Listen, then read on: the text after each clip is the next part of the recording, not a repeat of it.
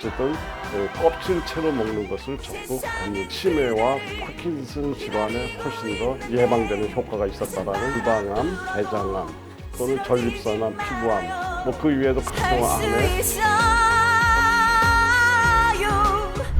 충주에서 모자인 약국과 한국푸드닥터 교육원을 운영하고 있는 한영선 약사입니다. 오늘은 제가 약국을 운영하고 있는 바로 이 충주, 그래서 충주하면 사과, 사과하면 충주, 제가 이 사과를 오늘 준비했습니다. 이제 이 사과는 어쩌면 이제 그냥 과일의 대명사다 이렇게 얘기를 해도 될 정도로 과일 많이 드세요 아니면 뭐 과일을 이야기하는 가장 먼저 이야기하는 것이 사과가 아닐까 싶습니다. 그리고 이제 뭐 우리 어려서도 이제 그런 노래도 했죠. 뭐 빨가면 사과, 사과는 맛있어, 맛있으면 바나나 이렇게 이런 어떤 놀이도 하고서 지냈던 생각이 나는데 그래서 그런지 사과는 이렇게 매달려 있는 과수원의 사과를 봐도 참 아름답고 이쁘지만 그냥 고향이 느껴진다, 어린 시절이 느껴진다, 뭐 어떤 이런 느낌도 있는 것이 바로 사과라는 생각이 듭니다. 근데 이 사과는 이렇게 우리 이 대명사와 같은 이제 이런 과일을 대표하는 이제 이런 거지만 사실은 우리가 얘기하는 것만큼 뭐 비타민 C가 많다든가 다른 어떤 미네랄이 많다든가 하는 과일은 사실은 아닙니다. 이 사과의 진가는 비타민 C라든가 이런 미네랄에 있지 않고 사실은 그 사과 껍질에 들어있는 팩틴이라고 하는 수용성 식이섬유가 바로 이 사과의 핵심이다 이렇게 이야기를 할 수가 있고요. 그리고 이 사과의 그 빨간색을 만들었는 그 성분, 이것을 우리는 이제 케르세틴이라는 성분인데 이것이 강력한 이제 항산화 성분이죠. 이제 이런 것들이 이제 굉장히 중요한 것들이고요. 그 위에 뭐 비타민 C라든가 다른 영양 성분은 다른 과일에 비해서 그렇게 높지는 않다. 이렇게 이야기를 드릴 수가 있는데 그러나 이 두 성분은 정말 우리 인체에 필요한 아주 엄청난 일을 해내는 성분이기도 합니다. 그런데 우리가 안타깝게도 사과를 드실 때 전부 다 껍질을 까서 이래서 중요 성분을 다 이렇게 없애고 드시기 때문에 사과의 어떤 중요한 성분을 놓치는 것은 아닌가 이런 생각이 들고요. 물론 이제 재배 과정에서 있는 어떤 농약이라든가 이런 문제가 염려가 되기 때문에 사과를 깎아서 드시지만 가급적이면 깨끗하게 씻고 깨끗하게 닦아서 그리고 이제 꼭지 부분 같은 경우에는 이렇게 농약이라든가 오염 물질이 이제 침착돼 있을 수가 있으니까 꼭지 부분은 좀 말끔하게 도려내고 그리고 가급적이면 껍질채로 드시기를 권유드립니다. 그리고 이왕이면 빨간 사과가 훨씬 좋습니다. 요즘은 제가 지금 녹화하고 있는 지금 이 시기가 이제 부사 사과 종류 중에 부사죠. 이 부사가 이제 특히 이 붉은 사과를 대표하는 이런 품종이기 때문에 이제 이런 것들을 잘 활용하시면 굉장히 많이 도움이 되는데 이 사과에 들어있는 케르세틴이라는 성분은 또 이제 우리가 잘 알고 있는 양파에도 굉장히 많이 들어있죠. 그래서 이런 성분들은 우리 몸속에 들어오면 우리 몸을 녹슬지 않게 한다. 이걸 항산화 작용이라고 얘기하는데 이것뿐만 아니라 바이러스 억제 작용, 제가 감기 또 뭐 독감 뭐 이제 이런 여러 가지 이야기를 하면서 바이러스 이야기를 참 많이 했는데 이 바이러스 억제 작용이 역시 뛰어납니다. 그리고 임상적으로는 통풍, 그다음에 췌장염, 전립선염, 알레르기, 천식, 뭐 두드러기까지 해도 많은 임상 사례가 보고가 되고 있는 것이 바로 그건데요. 이제 재밌는 연구 자료 중에 네덜란드에서 804명을 대상으로 한 조사 연구에서 심장마비 경험이 이제 사과를 먹은 사람과 먹지 않은 사람을 비교했더니 53% 정도가 감소됐다는 이제 보고가 있었고요. 또 핀란드에서는 9,959명이니까 약 10,000명이죠. 10,000명의 암 환자를 대상으로 한 연구에서 사과와 양파를 먹었는 사람들이 악성 종양이 빠른 속도로 감소되었다라는 연구 논문도 있습니다. 그래서 사과, 양파의 만남은 굉장히 중요한 케르세틴의 함량을 높이는 이런 방법으로 되어 있고요.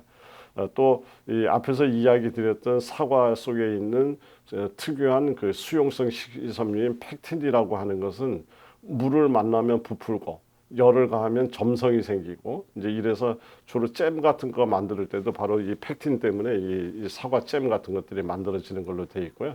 바로 그 성분이 우리 몸속에 들어와 있는 불필요한 당, 그다음에 기름, 그다음에 콜레스테롤 이런 것들을 붙잡아서 바깥으로 떨어뜨리기 때문에 사과는 당뇨 환자한테도 굉장히 도움을 주는 그리고 고지혈에도 도움이 주는 이러한 좋은 작용이 기대된다고 할 수 있습니다. 참조로 어떤 분들이 이제 비만하고 콜레스테롤이 높아지던 분이 이제 금식을 하긴 했는데 사과 금식을 했답니다. 사과를 3일 동안 사과만으로 먹어가면서 이제 했더니 콜레스테롤이라든가 이런 여러 가지 몸의 독소가 이렇게 없어져서 몸을 건강을 회복하는데 많이 도움이 됐다. 이래서 이거를 이제 사과 다이어트 뭐 이렇게도 얘기를 하는 이제 이런 경험을 이야기하는 사례자도 보았습니다. 그래서 앞에서 이야기 드렸던 대로 사과는 어쨌든 껍질채로 먹는 것을 적극 권유드립니다. 그리고 언제 먹는 게 좋을까? 보통 전에 먹을까요? 식후에 먹을까요? 뭐 이제 이런 여러 가지 아침에 먹을까요? 저녁에 먹을까요? 이런 이야기를 하는데 이 사과는 가급적이면 아침에 드시는 것이 도움이 된다라고 되어 있습니다. 그게 왜 그러냐면은 사과를 먹고 나서 사과의 주요 성분들이 체내에서 활성화되는데 한 4시간에서 5시간 정도 걸리는 걸로 되어 있기 때문에 아침에 드시면 오후 정도 4시간, 5시간 흘렀을 때 사과의 효능이 나타나기 시작하기 때문에 저녁보다는 아침이 좋다 이렇게 권유를 하고 있고요. 또 재미있는 연구 논문에 보면 미국 코넬 대학 연구에 따르면 사과 하나를 매일 먹은 사람들이 다른 사람에 비해서 치매와 파킨슨 질환에 훨씬 더 이렇게 예방되는 효과가 있었다라는 이것도 굉장히 재미있습니다. 그래서 제가 지난번에 이야기 드릴 때 황혼의 덫이라고 얘기했습니다.